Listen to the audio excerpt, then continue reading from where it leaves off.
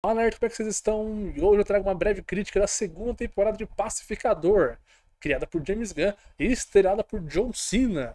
E sim, eu sei que a série terminou já faz um tempo, mas só agora eu parei para conseguir assistir a nova temporada. E eu achei interessante trazer aqui uma breve crítica. É curioso como o Pacificador saiu de uma série meio fora do eixo na antiga gestão do universo compartilhado da DC para se tornar agora uma das produções mais aguardadas e também importantes nessa fase inicial do DCU do James Gunn. E aqui entra um problema que vai além da proposta que o Gunn quis trazer. Como encaixar uma produção que fazia parte do universo anterior dentro desse novo universo? Gunn tenta explorar um lado mais íntimo do Pacificador, o que por si só já gera diferenças e até um certo estranhamento do público. E honestamente eu achei interessante essa premissa. Se a série realmente se comprometesse em contar uma continuação mais direta da história do herói, eu acho que funcionaria bem melhor. Mas o que temos aqui é uma temporada dividida entre duas obrigações: continuar a história do personagem e preparar o terreno pós-Superman para o novo DCU. Com isso, o Gunn cria uma narrativa que se fragmenta entre novidade e contextualização. O roteiro tenta amarrar motivadores que vêm tanto da primeira temporada quanto de elementos pensados para o futuro do DCU. Existe essa sensação de que há obrigações narrativas que precisam ser cumpridas, e que talvez Gunn não quisesse necessariamente trazer o Pacificador para esse início de construção de universo, e só fez isso para tirar o projeto da frente. Mas eu vou comentar um pouco mais sobre isso depois da vinheta. A segunda temporada de Pacificador chega em um momento curioso da DC.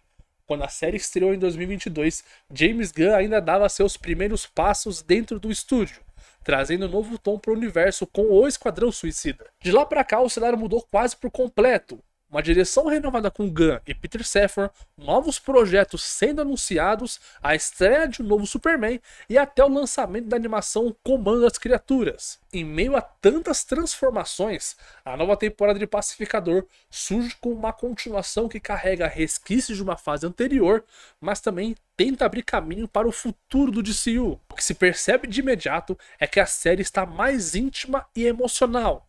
O próprio Gunn destacou que esta seria uma temporada mais centrada em Christopher Smith do que no Pacificador.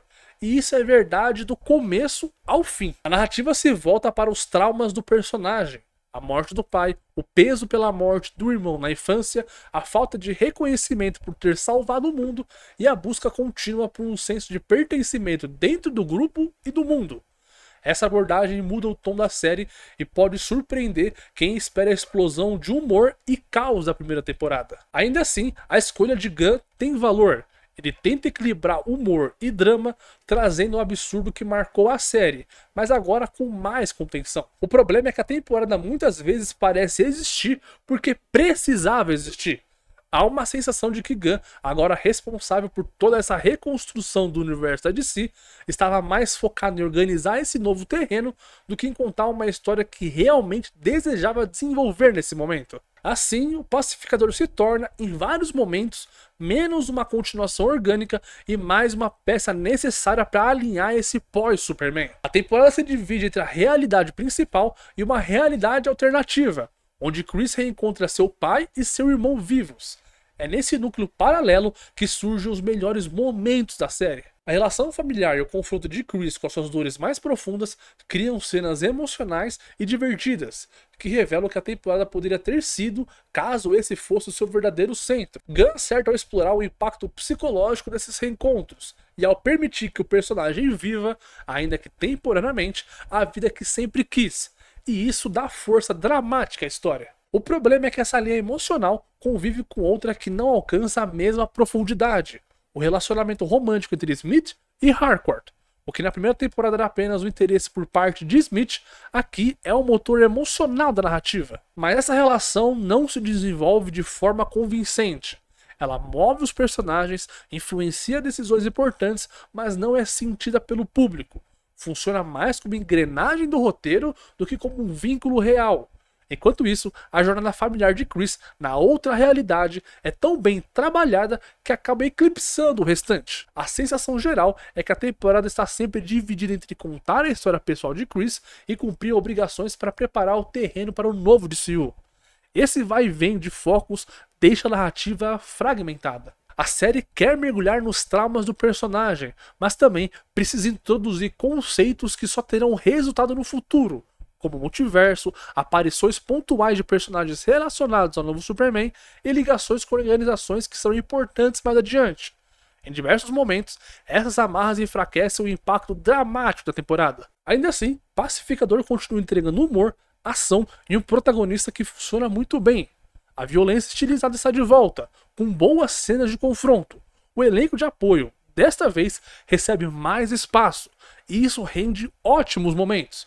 Danielle Brooks, Fred Stroma e Steve Age são os grandes destaques da temporada. O sexto episódio traz um plot twist bem construído, dando uma virada interessante à trama, e mostrando que Gunn ainda sabe surpreender. Por outro lado, o final da temporada assume um tom anticlimático, não porque falta emoção, mas porque a narrativa opta por encerrar arcos enquanto coloca o personagem em um estado de espera, como se estivesse sendo guardado para outra ocasião. Isso combina com as declarações de Gunn que uma terceira temporada da série seria improvável, reforçando a ideia de que esse segundo ano cumpre a função de posicionar o Pacificador dentro do universo, e não necessariamente de expandir a sua própria história. Por fim, a segunda temporada de Pacificador é um reflexo do momento de transição da DC.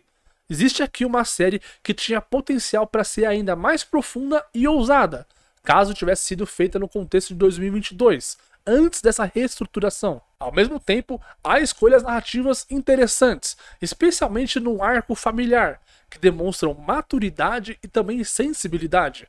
O humor permanece, embora mais dosado, e a ação continua eficiente. Contudo, a temporada perde força ao assumir muitas obrigações narrativas, sacrificando o desenvolvimento pleno do protagonista.